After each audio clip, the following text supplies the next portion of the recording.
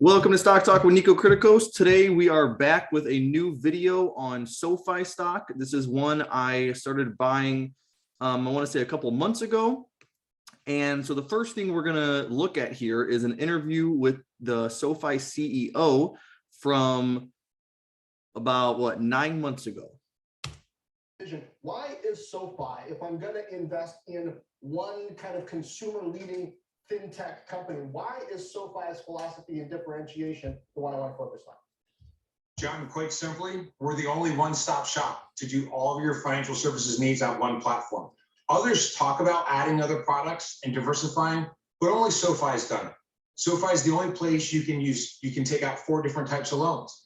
It's the only place you can invest on a mobile app in single stocks without commissions, fractional share, robo-advisor accounts, ETFs, 5 of our own ETFs, as well as cryptocurrency. Also a credit card. And in addition to that, SoFi Money, which allows you to spend, pay, and save any way that you want. And so many people have talked about broadening the product and broadening the suite of products, but only SoFi has done it on one mobile platform. If you wanted to invest in both cryptocurrency and single stocks and robo, you'd have to use at least 2 other apps if you didn't choose SoFi. And so we're very unique in that we are the only one-stop shop. We charge no fees on our loans. In addition to that, we charge no fees or over. And see, so I think he has a point there, because if you think about it, you have companies like Cash App or PayPal or Venmo, and those can do certain things like you can buy Bitcoin on them. You can send cash from one person to another. You could buy stocks on there. And then there's other apps like Robinhood and Coinbase where you could, then you could trade crypto, you could trade stocks. You have companies like Upstart where you can get loans from them, but it looks like SoFi is one that can actually do it all with stocks, crypto, loans, and savings accounts, pretty much everything on there. So that is where this company gets their moat from. If we look at something that happened recently, a couple of weeks ago, we can see that SoFi completed the acquisition of Tech. I don't even know how to say that, but there it is right there. And this company is a leading cloud-native digital multi-product core banking platform. Okay, so what does that mean? Well, they're saying that with their Galileo and this Technisys technology stack will create what is expected to be the only end-to-end vertically integrated banking technology stack, from user interface development capabilities to a customizable multi-product banking core and ledger with fully integrated processing and card issuing available for SoFi. The combination will uniquely support the products, including checking, savings, deposits, lending, and credit cards, as well as future products. It also says the acquisition is expected to add higher revenue growth and accelerate the 3-year revenue growth rates. And then through the next 3 years, it's expected to add about $500 to $800 million of revenue at high incremental margins. Okay, so and another thing, it looks like it says that they were going to save $80 million a year for the next couple of years. So all in all, it looks like it comes out roughly to about, I think that they're paying about $1 billion or a little bit over that. That's what they're paying for this company. So, maybe it'll pay itself off 3 years from now, 4 years from now, and then they can start, really profiting from that and taking advantage of that acquisition. But I like seeing a company make acquisitions like this and, continue to grow out their services. So I think that's a good sign. If we look at the stock price, we can see here that the stock peaked out at about $23 a share last year in November. And since then, it's down, over at least 46-50%. And it's down to $9. And so today, I have about 100 shares at a little over $13 a share. And so I am down on my position, but I'm thinking about buying more. We'll see. This is really a long-term play. So this is something I think that could be, can come back to $30 or $40 years down the road. So we'll see what happens there. But if we get started with my analysis, the other thing I wanted to show you was, here's the main things that they offer. They have student loans, personal loans, home loans, and here's their technology platform. That's the Galileo. And then this is their different services for credit cards, for investing, for say, different savings accounts, stuff like that. So we have that there. This is a company that a couple of months ago, they got licensed as a bank. And this really makes a big difference as far as their credibility and as far as they get to avoid more expenses, and this will help them increase their profitability in the years to come because they don't have to work through a middleman or through one of the bigger banks like what they were doing. The next thing is they have 3.5 million users now, which is up 87% year over year. So this is a very fast growing company. This past quarter for Q4, they did $280 million of revenue, which was 54% year over year growth.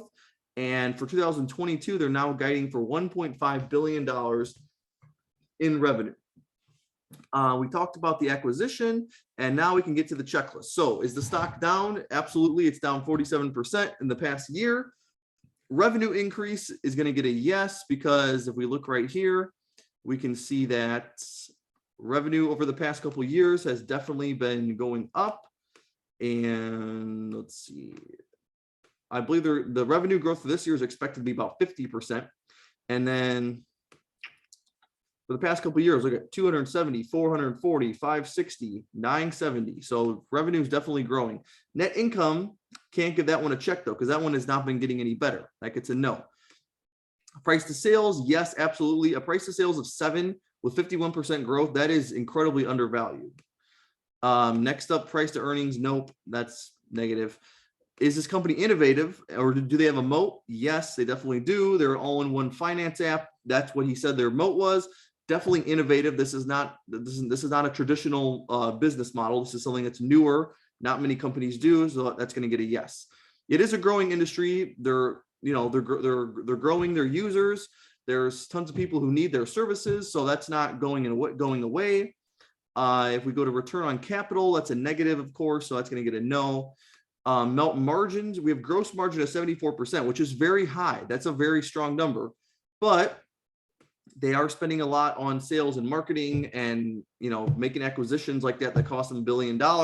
So their profit margin is still negative 49%, but a couple of years down the road, they're not expected to be profitable for a while. I think even for the next 2 years, they're expected to lose money for EPS, but maybe 2024 is the year they go profitable. I could see that.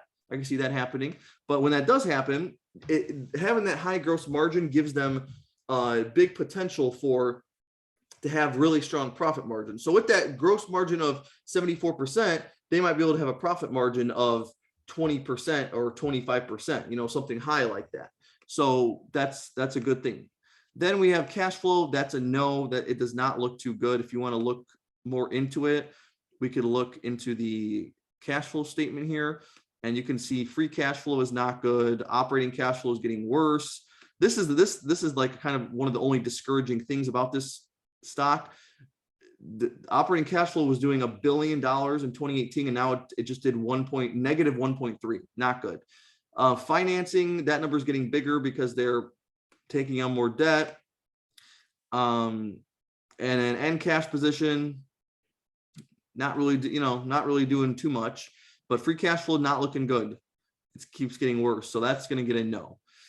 Then we have diverse revenue streams. Yes, this pretty much goes back to 3.5 million customers. And not only that, but there also is so many different products and services they offer that they're not just making their money through one type of thing. They have the loans, they make revenue from like 6 or 7 different types of fees on the app. And so they have, plenty of different things they're making money from. As far as the balance sheet goes, we have more assets and liabilities. So I get to check. The equity is incredibly high relative to the market cap. We have $4.4 billion of equity, and that's more than half of what the company is trading at right now. So that's a very strong sign. The equity is also increasing. That's going to get a yes. This one, if I wanted to be really nice and lenient, I'd probably give it a yes, but technically it is a no, because the number of shares year over year increased, I want to say at least 340%, which is awful. That's like as bad as it gets. And once again, that's probably because they're issuing more shares to get more to get more funding, get more capital. That's kind of understandable. Still not a good sign for the stock, though. It's going to push the stock down. And then, but over the positive thing is over the past quarter, the number of shares decreased by 35%. So they're making progress. If they can keep that up for a couple more quarters, then things will get back to where they should be. So that's a good sign. That's why we could give that a yes. We could almost, if we wanted to be nice, we could give that a yes. But keep in mind, it was bad year over year. Are the insiders interested? This one is very promising. In the month of February 2022, we had 14 insider purchases and 0 sells. So definitely a good sign. That means if insiders are buying it up right there, that means they're bullish on the upcoming months for the stock. So that's a good sign. Finally, we have, is the company founder led? How's the management team and all that? I put yes because of the innovation they have at this company, but also because of their CEO. So the interview we just watched was with the CEO, Anthony Noto. And this guy was a former executive at Twitter, Goldman Sachs, and NFL. So a very respectable track record for this guy. And so that's going to definitely get a check. And so all in all, we have with the new yes we added in there, it'll get a 13 out of 18, which is considered a buy.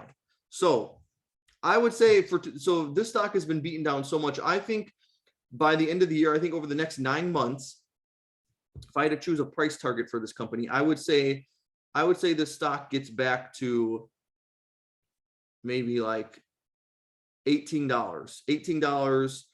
$19. I think that's a very reasonable price for this company to be at 9 months from now. And so we'll see what happens, but that is my analysis for SoFi Technologies. Let me know what you guys think down below, and don't forget to subscribe because I will be giving out some rewards, some prizes when I hit 1,000 subscribers. So keep that in mind. Thank you for watching, and I will see you in the next video.